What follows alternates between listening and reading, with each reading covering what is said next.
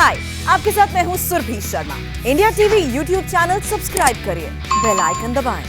और आपको बता दें, इस वक्त बंगाल बीजेपी के सह प्रभारी अमित मालवीय साहब हमारे साथ जुड़े हैं। अमित मालवीय साहब, इंडिया टीवी पर आने के लिए बहुत बहुत शुक्रिया आपका। सर, सबसे पहले तो मैं नंदीग्राम की बात करना चाहूंगा। नंदीग्राम को लेकर पहले था कि ममता बनर्जी की जीत हो गई और उसके बाद पता चला वो जीती नहीं, हारी ही। कैसे हुआ ये सब कुछ?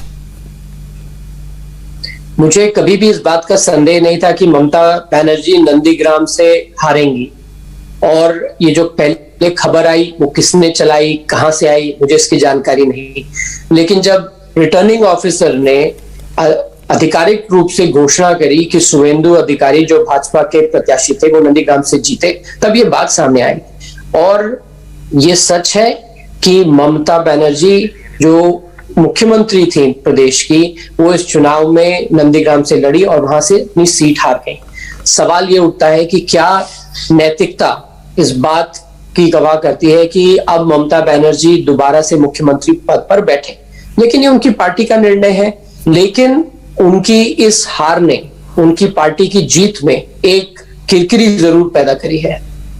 अमित मालवीय साहब, ये बताइए, अभी जो टैली है 214 में तृणमूल कांग्रेस, यानी 2/3 तरीके से जीत है तृणमूल कांग्रेस की। और ये नारा तो आपने दिया था, लेकिन उसे करके दिखाया टीएमसी ने। कहां चूक हो गई बीजेपी से?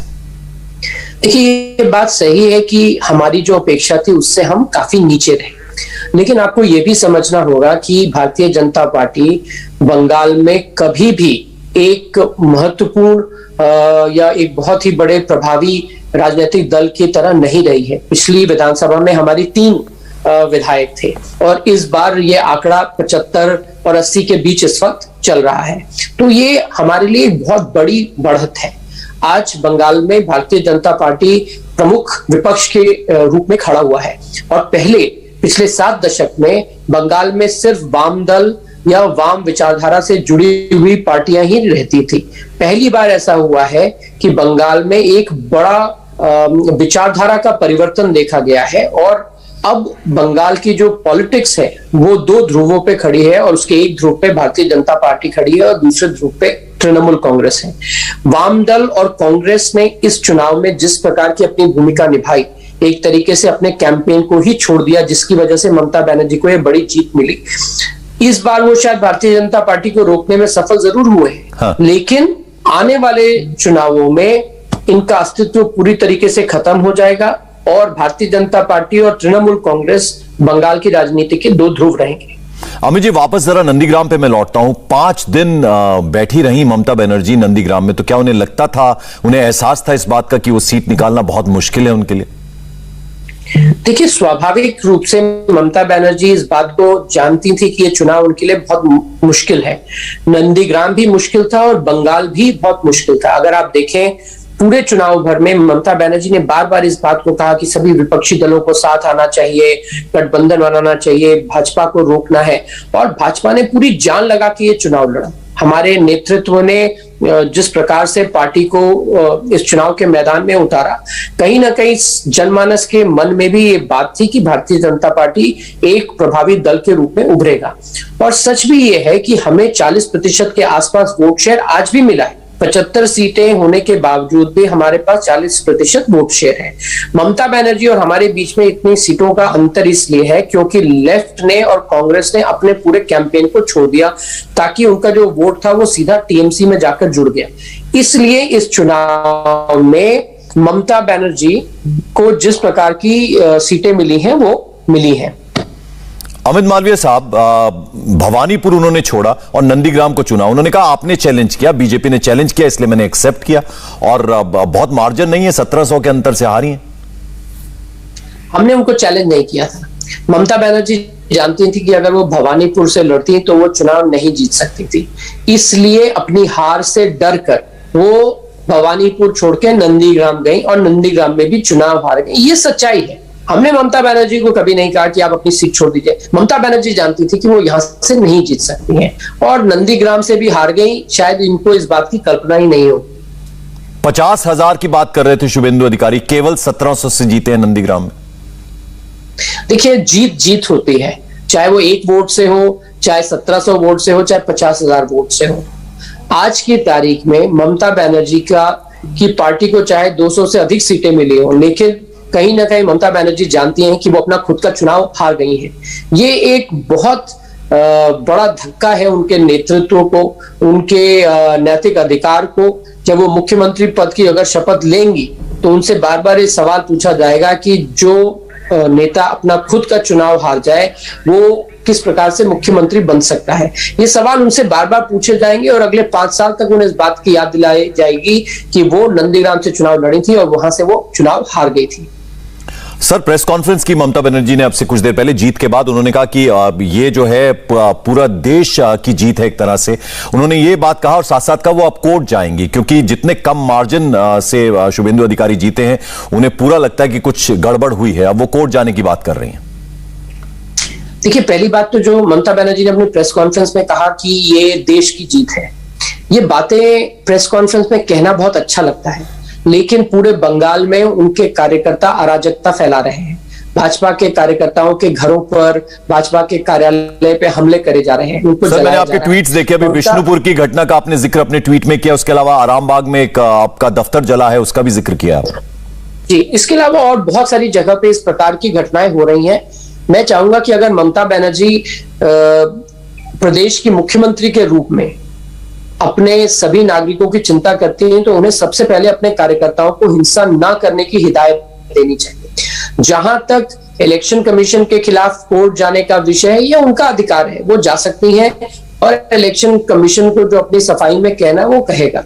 मेरा इतना मानना है कि हमारे देश के संवैधानिक जो संगठन है वो अगर किसी प्रक्रिया के अंतर्गत चुनाव कराते हैं तो सारे राजनीतिक दल उसी प्रक्रिया के अंदर चुनाव लड़ते हैं। और अगर एक राजनीतिक दल बार बार इस बात को कहे कि ईवीएम ठीक नहीं है या इलेक्शन कमीशन ठीक नहीं है या कोर्ट ठीक नहीं है, तो ये उनकी हार को दिखाता है कि किस प्रकार से हारने की झुंझलाहट के बाद इस प्रकार के बयान पार्टियां और नेताएं देते हैं।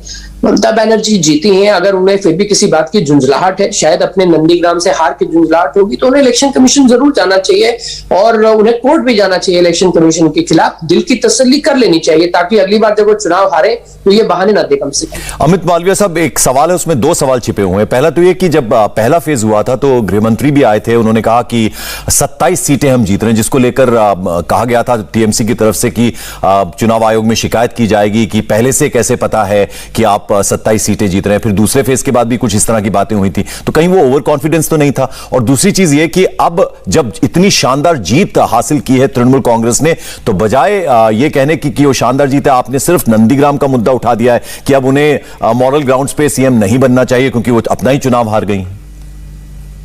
देखिए, नंदीग्राम की हार ममता बनर्जी को और टीएमसी को चुभती रहेगी, इसलिए वो अपनी नेत्री का बचाव करने के लिए इलेक्शन कमीशन भी जाएंगे, रिकाउंटिंग की मांग भी करेंगे, तमाम तरह की बातें भी करेंगे। मैं उसमें नहीं पड़ जाना चाहता हूं।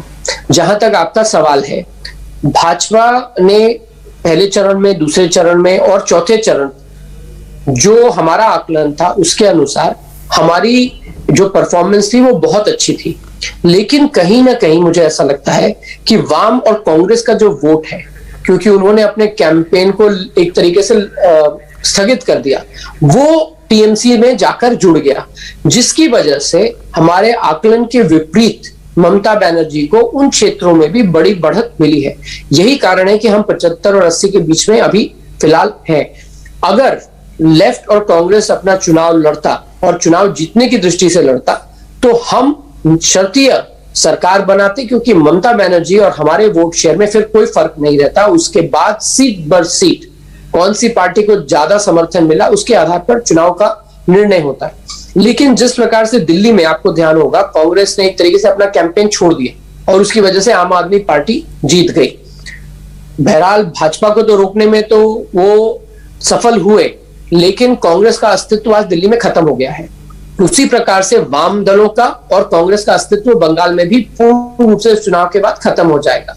राजनीति में कई बार 5 साल की जगह आपको 10 साल मेहनत करनी पड़ती है और हम बंगाल में मेहनत करने के लिए पूरी रूप से तैयार हैं। अमित मालवीय साहब, वोटर्स को भांपने में कहीं ना कहीं आप लोगों से चूक भी हुई है, क्योंकि अगर मैं एम फैक्टर की बात करूं, मुस्लिम्स की मैं बात करूं, तो उसमें बहुत कंसोलिडेशन नजर आया। आपको शायद उम्मीद थी कि कुछ वो बंटेंगे, लेकिन वो बंटे नहीं। 59 सीट्स हैं, उसमें से 56 तृणमूल कांग्रेस ले गई, यानी एक मुश्त वोट जो है सीधे सीधे ममता बनर्जी को गया। तो वहीं कहीं चूक हुई आपसे समझने में? देखिए, हमारे देश का दुर्भाग्य यह है कि जो तथाकथित सेक्युलर पार्टियां हैं वो सिर्फ और सिर्फ मुस्लिम वोट की राजनीति करती हैं, और मुस्लिम वोट की राजनीति करने को हमारे देश में सेक्युलरिज्म कहा जाता है।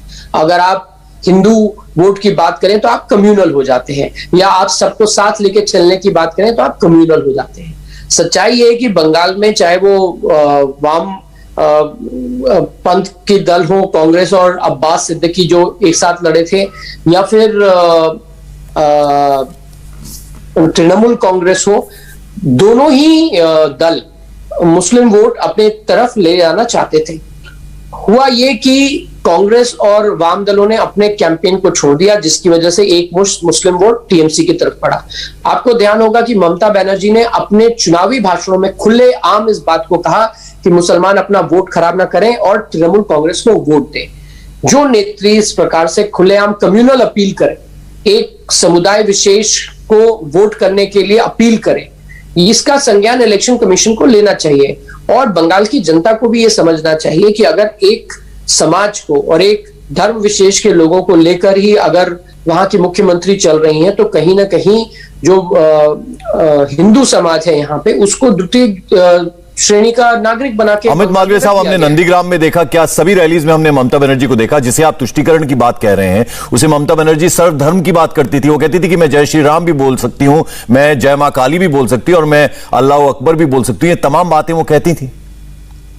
देखिए, चुनाव में जब आपको पता चल रहा है कि आप चुनाव हारने वाली हैं, तब आप चंडी पाठ भी करेंगी, आप श्लोक भी पढ़ना शुरू कर देंगी, आप अपने आप को सर्व धर्म संभाव के ढांचे में डालने का प्रयास करेंगी।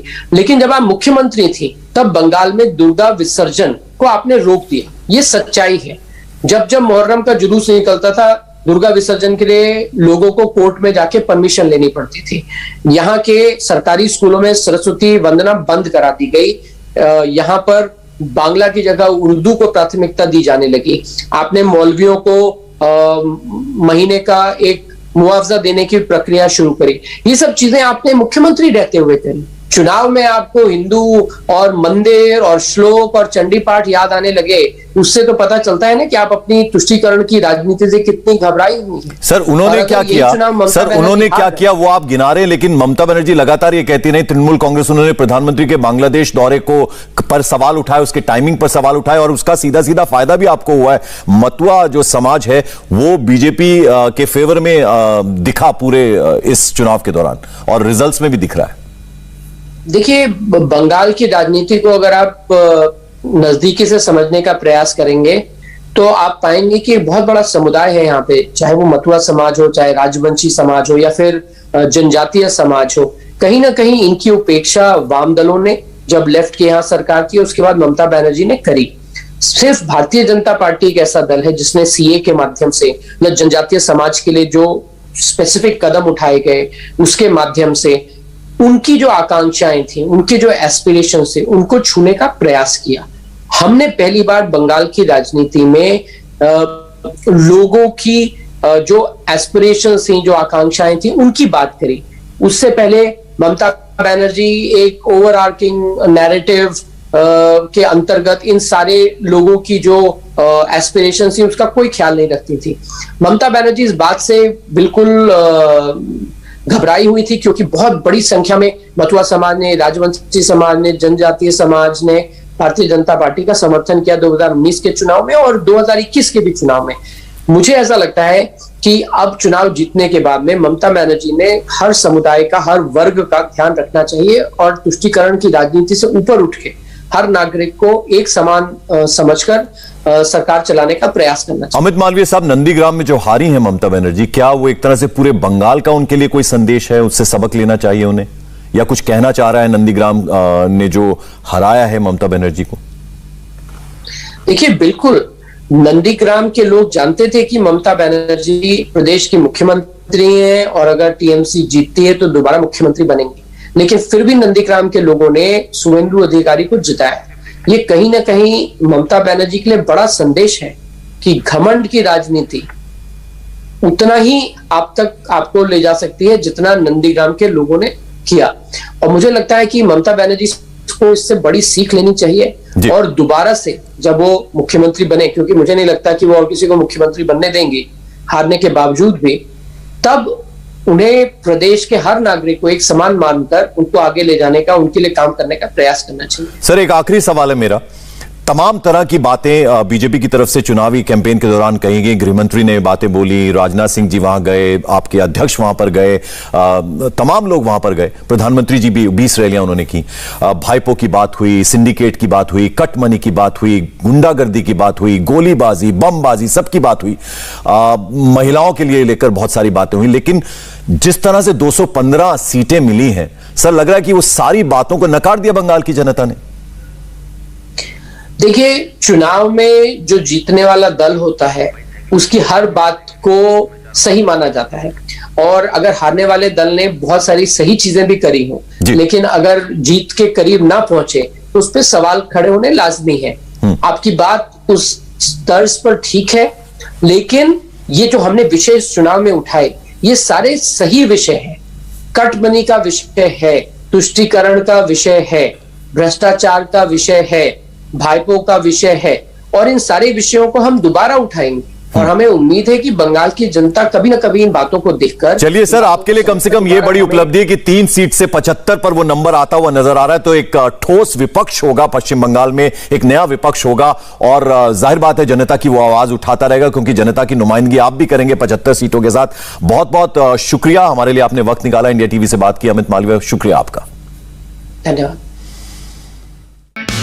हाय, आई एम सुरभि शर्मा। खबरों से अपडेट रहने के लिए India TV YouTube channel subscribe करिए, साथ में बेल आइकन जरूर दबाएं। जुड़े रहें इंडिया टीवी के साथ।